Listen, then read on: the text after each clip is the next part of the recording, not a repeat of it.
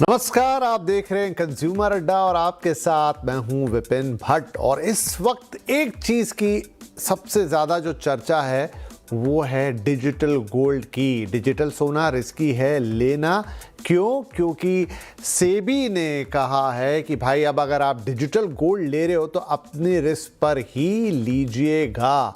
ऐसा क्यों? क्योंकि सोने चांदी में इतनी ज़्यादा उछाल आई है पिछले कुछ दिनों की, सब लोग निवेश के लिए एक तरीके से पागल हो गए हैं। और नो डाउट सोने में निवेश का एक बहुत आसान तरीका है, उसका डिजिटल फॉर्मेट। 10 रुपए से मिलना शुरू होता है, फिर जितना चाहो खरीदो। कोई जाके देखना शुद्धता इसका उसका कोई चक्कर नहीं है। तो बड़ी ही एक कॉमन सी प्रैक्टिस है, एक काफ़ी भरोसेमंद प्रैक्टिस है। लेकिन ऐसा क्या हो गया जो सेबी ने निवेशकों को कहा है कि भाई जोखिम है, इसमें जोखिम की आशंका है, अपने रिस्क पे खरीदिएगा, कोई बैकअप नहीं है, कल को कुछ हो गया तो जिम्मेदारी लेने वाला कोई नहीं है यहाँ पे।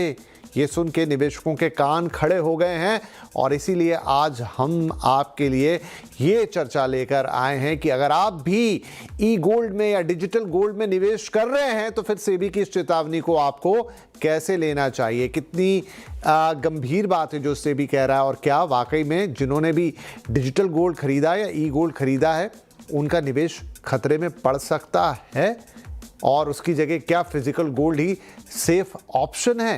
तो चलिए आज इसी पर चर्चा करेंगे। कुछ खास मेहमान तो हमारे साथ इस कार्यक्रम में शामिल हो ही रहे हैं, उनका मैं इंट्रोडक्शन आपको दूंगा। लेकिन उससे पहले CNBC आवाज़ की कमोडिटी एडिटर मनीषा गुप्ता, उनसे हम ये पूरी बातचीत समझ लेते हैं कि सेबी ने एग्जैक्टली क्या कहा है और इसके पीछे क्या कारण है। मनीषा, काफ़ी लोगों में चिंता हो गई है इस चीज़ को लेकर कि सेबी ने ऑल ऑफ सडन ऐसा क्यों कह दिया, क्योंकि इस तरह के प्रोडक्ट तो काफ़ी समय से मार्केट में थे, फिर अचानक ये चेतावनी क्यों? 3 साल में दूसरी बार सेबी ने ये वार्निंग दी है कि डिजिटल गोल्ड जो कि एप्स और ऑनलाइन प्लेटफॉर्म्स पे फिलहाल ऑफर किया जा रहा है वो रेगुलेटेड नहीं है अंडर एनी केस, और यहाँ से सिग्निफिकेंट रिस्क आ सकता है इन्वेस्टर्स को और जो एक्सपोज कर सकता है उनको overall counter party and operational risk के तहत। काफ़ी सारी जो डिजिटल गोल्ड, डिजिटल सिल्वर जो बेचने वाली, ऑफर करने वाली कंपनीज हैं वो लगातार सरकार से ये गुहार करती रही हैं कि उनको रेगुलेट किया जाए in any sense. As of now हम ये जानते हैं कि थर्ड पार्टी रेगुलेशन और साथ ही साथ ऑडिट्स के तौर पर सेल्फ KYC कर एज ऑफ नाउ यहाँ पर काम किया जा रहा है। इंटरेस्टिंग चीज़ ये है कि अगर आप पिछले 8 साल में देखें तो हमने डिजिटल गोल्ड की खरीदारी में यहाँ पर अच्छी खासी बढ़त आते हुए देखी है।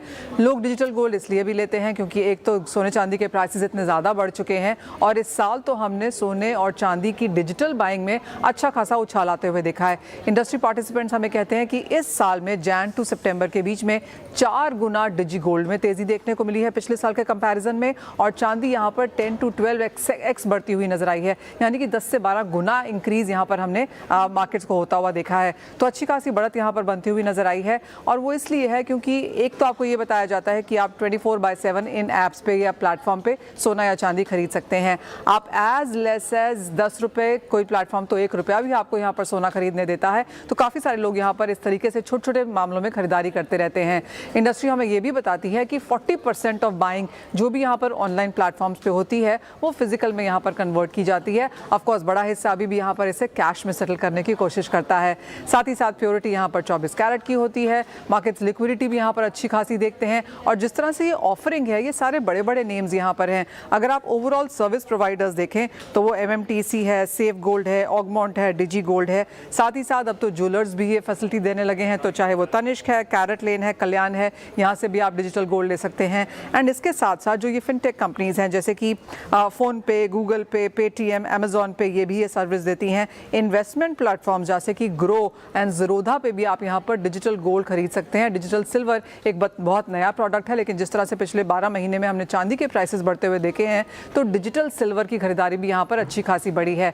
इनिशियल जो फीडबैक है इंडस्ट्री से वो ये है कि कोई बहुत बड़ा नेगेटिव इम्पैक्ट सेबी की वार्निंग का मार्केट पे आता हुआ नजर नहीं आएगा, क्योंकि क्योंकि लोग पिछले 5-8 साल से लगातार इसमें निवेश कर रहे हैं और अब तक कोई ऐसी बहुत बड़ी चिंता की बात यहाँ पर निकल के नहीं आई है। स्ट्रांगली रेगुलेटेड मार्केट है, नाइसली बैक्ड भी है। आप अगर 10 रुपये का सोना लेते हैं तो ये अपने वॉल्ट में 10 रुपये का सोना रख लेते हैं तो नाइसली गोल्ड बैक्ड भी है, तो एंड रिडम्पशन आप कभी भी किसी भी समय यहाँ पर कर सकते हैं। तो उस लिहाज से जो ट्रैक रिकॉर्ड रहा है डिजिटल गोल्ड एंड सिल्वर का, वहाँ पर अब तक हमने कोई प्रॉब्लम या तकनीकी खरीदारी या ग्लिचेस या कोई इन दैट सेंस कोई प्रॉब्लम आते हुए नहीं देखी है। तो इसलिए इंडस्ट्री काफ़ी पॉजिटिव है कि सरकार को या किसी रेगुलेटर को इसे रेगुलेट करना चाहिए, ना कि टोटली इसके ऊपर कंसर्न्स या इसे बंद करने की कोई भी यहाँ पर एज ऑफ नाउ कोशिश की जानी चाहिए।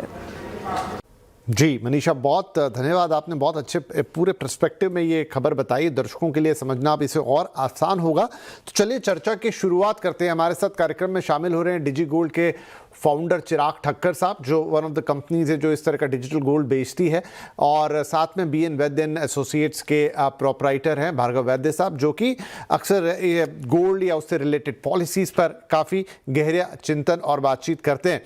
तो भार्गव साहब, एक डायकॉटमी लग रही है, एक विडंबना सी लग रही है कि एक तरफ तो हम अपनी पूरी इकोनॉमी को डिजिटल बनाना चाहते हैं, डिजिटल के अपने फ़ायदे हैं जो कि अभी मनीषा बता भी रही थी, प्लस वो सारा ऑन रिकॉर्ड होता है। फिजिकल बाइंग में तो हो सकता है कि बहुत सारी चीज़ें, मतलब जिसका खतरा रहता है, नंबर 2 ये वो सब हो, लेकिन यहाँ तो सब कुछ ऑन रिकॉर्ड हो रहा है, आसान है, क्लीन है। लेकिन दूसरी तरफ रेगुलेटेड नहीं है, ये बात सही है, लेकिन काफ़ी समय से रेगुलेटेड नहीं है, फिर तो बहुत लंबा समय बीत गया, इसको या तो होने ही नहीं देना चाहिए था। इस समय जब सेबी की ये वार्निंग आ रही है, इसके मायने क्या है? क्यों जरूरत पड़ी सेबी को ये वार्निंग देने के लिए कि अगर आप डिजिटल गोल्ड खरीद रहे हैं या ई गोल्ड खरीद रहे हैं तो फिर रिस्क आपका अपना है? देखिए, अगर आप प्रेस रिलीज को डिटेल में पढ़ेंगे तो वर्ड वार्निंग इस तरह से नहीं है।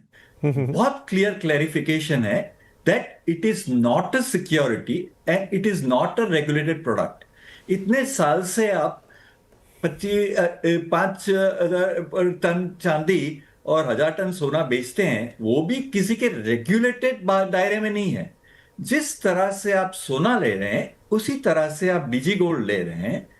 ये हाँ, हर एक जगह पे आप कोई भी परचेज करें तो काउंटर पार्टी रिस्क आपको समझना चाहिए, वो इसमें आप पे पर है। जैसे अभी चिराग भाई की कंपनी है, आप जितना रिस्क ले रहे हैं उनकी कंपनी में वॉक इन करके एक गोल्ड बार लेने को, उतना ही रिस्क डिजी गोल्ड में ले रहे हैं। उनका पैसा ऑनलाइन आपके टाइम डिजी गोल्ड में ट्रांसफर हो रहा है और एक वॉल्ट में पड़ा है जिसका आप रीजनेबली रिलायबल चीज में वो सर्टिफिकेशन मिलेगा। वो कोई भी अच्छी डिजी गोल्ड में पड़ेगी। मेरे हिसाब से ये चेतावनी देने के लिए इसलिए जरूर पड़ी बिकॉज बाजार में हर एक टाइप के ऑपरेटर्स होते हैं और मैंने 1-2 प्रोग्राम में इसका सॉफ्टवेयर के वाले मार्केटिंग करते देखे कि हर एक ज्वेलर पे, मैं नहीं बोलता हूं हर एक ज्वेलर बुरा है, मगर 100 ज्वेलर में एक आध फ्लैगशिप निकल भी सकता है जिसकी शायद मिस्टेक भी हो जाए, तो वो काउंटर पार्टी रिस्क एनालाइज करके करिए। That's the only winning. मैंने 3 बार ये न्यूज आइटम्स आने के बाद ये सर्कुलर पढ़ा, मगर मुझे ये सर्कुलर उनके पहले सर्कुलर से ज्यादा माइल्ड लगा। पहला सर्कुलर था, उसमें उन्होंने बैन किया था all regulated body not to get involve. ये तो उससे completely means yes counter party risk है। आप मिसअंडरस्टैंड मत करिए कि DG gold is ETF. ETF is a regulated product and a security, उसमें जीएसटी नहीं लग सकता है। This is not a security, it's a as good as physical gold.